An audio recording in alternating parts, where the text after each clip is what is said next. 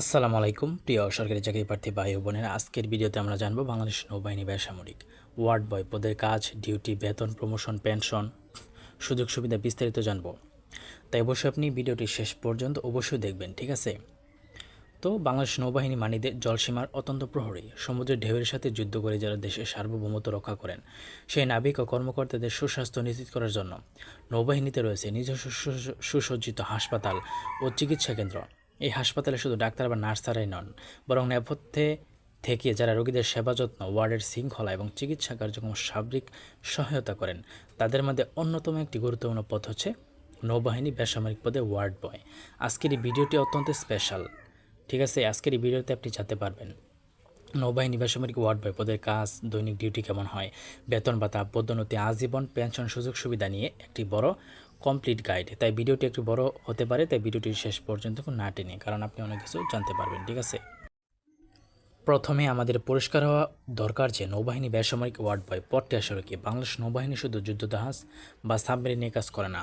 নৌবাহিনীর সদস্যদের পাশাপাশি তাদের পরিবার ও সামরিক লোকবলের চিকিৎসার জন্য দেশের বিভিন্ন নৌঘাটিতে, যেমন বিএন ফজলুল হক, বিএন ইসা খাঁ বা সিএমএসগুলোতে নিজস্ব চিকিৎসালয়, হাসপাতাল পরিচালিত হয়। এই হাসপাতালগুলো ওয়ার্ডে আগত রোগীদের সেবা, বিছানা প্রস্তুত করে রাখা এবং চিকিৎসকদের সহযোগিতার জন্য প্রতিরক্ষা মন্ত্রণালয়ের আওতাধীন বেসামরিক জনবল নিয়োগ করা হয়। সাধারণত এসএসসি বা সমান পাস প্রার্থীরা নির্দিষ্ট শারীরিক ও মানসিকভাবে সুস্থতার সাপেক্ষে নৌবাহিনীর এই বেসামরিক পদে স্থায়ীভাবে নিয়োগ পেয়ে থাকেন। এখন জানবো ওয়ার্ড বয় পদের মূল কাজ। এখন প্রশ্ন হলো, নৌবাহিনী হাসপাতালের একজন ওয়ার্ড বয়কে প্রতিদিন ঠিক কী ধরনের কাজ করতে হয়? তো চলুন প্রধান দায়িত্বগুলো পয়েন্ট আকারে আমরা জানবো।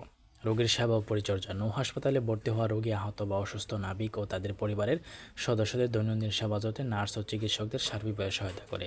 অর্থাৎ আপনি যে ফ্রি চিকিৎসা পান, ফ্রি যে চিকিৎসা পান, তারাই কিন্তু এই যে ওয়ার্ড বয় কিন্তু আপনাদেরকে চিকিৎসা করে। ডাক্তার তো আছে, ওয়ার্ড বয়ের সেবা যত্ন করে আর কি, ঠিক আছে? 2 নম্বর, ওয়ার্ডের পরিবেশ ও পরিচ্ছন্নতা রক্ষা।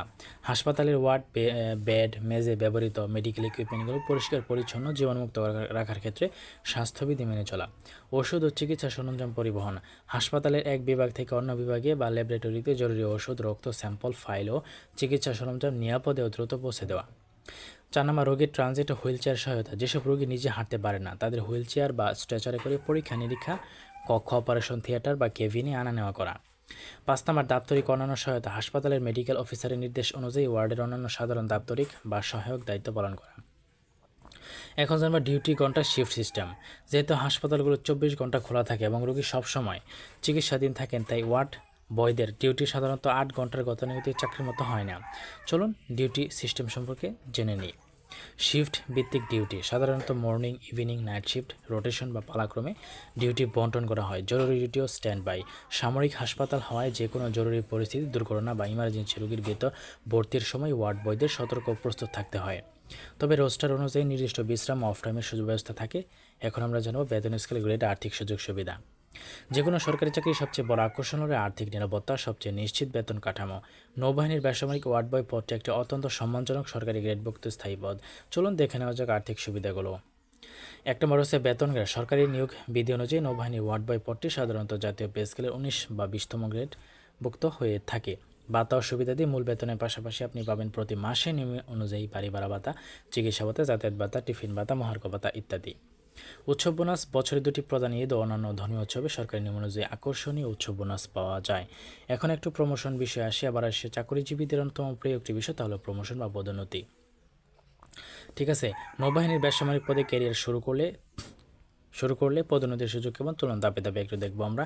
1 নম্বর, উচ্চতর পদে পদোন্নতি। নির্দিষ্ট সার্ভিসকাল, যেমন নির্ধারিত বছর চাকরি পূর্ণ করার পর এবং বিভাগীয় যোগ্যতা বা পরীক্ষায় উত্তীর্ণ হওয়ার মাধ্যমে ওয়ার্ড বয় থেকে উচ্চতর বা সমানের মেডিকেল অ্যাসিস্ট্যান্ট বা প্রশাসনিক সহায়ক পদে কিন্তু পদোন্নতি পাওয়ার সুযোগ রয়েছে।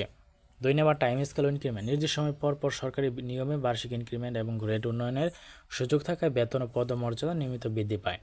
এখন আমরা জানবো চিকিৎসা, আবাসন, আজীবন পেনশন সুবিধা, ঠিক আছে? তো আর্থিক বেতনের পাশাপাশি নৌবাহিনী বেসামরিক একজন কর্মী হিসেবে আপনিও আপনার পরিবারের একজন প্রিমিয়াম সুযোগ সুবিধাগুলো পাবেন। তা হলো বিনামূল্যে বিশ্বমানের চিকিৎসা। কর্মী নিজে এবং তার উপর নির্ভরশীল পরিবার নৌবাহিনীর নিজস্ব হাসপাতাল এবং সম্মিলিত সামরিক হাসপাতাল সিএমএইচে সম্পূর্ণ বিনামূল্যে উচ্চমানের চিকিৎসা এবং ওষুধপত্র পেয়ে থাকেন। তারপর হচ্ছে পারিবারিক আবাসন, নৌঘাটি সংলগ্ন এলাকায় সরকারি স্টাফ কোয়ার্টার বা আবাসন সুবিধা থাকলে নিয়ম অনুযায়ী তা পাওয়া অগ্রাধিকার থাকে। কোয়ার্টার না পেলে আকর্ষণীয় হারে বাড়ি ভাতা বা ভাড়া ভাতা দেওয়া হয়। আজীবন পেনশন ও গ্র্যাচুইটি, সরকারি বেসামরিক পদের অন্যতম প্রধান সুবিধা হলো চাকরি শেষে বা নির্দিষ্ট বয়সপূর্তিতে অবসর নেওয়ার পর নিয়মিত আজীবন পেনশন এবং এককালীন গ্র্যাচুইটি প্রাপ্তি, যা আপনার বার্ধক্যের আর্থিক নিরাপত্তাকে পুরোপুরি নিশ্চিত করে।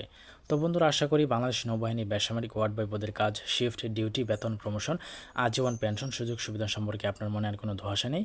ডিফেন্সের একটি হাসপাতাল থেকে মানুষের সেবা করার পাশাপাশি একটি নিশ্চিত ও স্থায়ী সরকারি ক্যারিয়ার গড়ার জন্য এটি একটি চমৎকার সুযোগ হতে পারে। তো আপনারা কে কে ওয়ার্ড বয় আবেদন করেছেন অবশ্যই আমাকে কমেন্টে জানাবেন, ঠিক আছে? আর আপনার কোনো কিছু জানা থাকলে আমাকে অবশ্যই কমেন্টে জানাবেন, আমি ইনশাল্লাহ আপনাকে রিপ্লাই দেবো, ঠিক আছে? আর আপনি যদি চ্যানেল নতুন হয়ে থাকেন তাহলে অবশ্যই লাইক কমেন্ট সাবস্ক্রাইব করবেন, কারণ একটা লাইক কমেন্ট সাবস্ক্রাইব আমাকে কিন্তু ভিডিও তৈরি করতে আরও প্রচুর উৎসাহিত করে। এবং আমি কিন্তু বিভিন্ন সরকারি চাকরির সাজেশন বিগত সালের প্রশ্ন সমাধান করে থাকি, সার্কুলার দিয়ে আপডেট দিই, তাই চ্যানেলটা সাবস্ক্রাইব করলে আপনার ক্ষতি হবে না, বরং লাভই হবে। আর এই সরকারি চাকরির যুদ্ধে আমি আপনার পাশে আছি, সার্কুলার আপডেট এই চ্যানেল আপনার পাশে আছে, তাই অবশ্যই সাবস্ক্রাইব করে সঙ্গে থাকবেন। ধন্যবাদ সকলকে।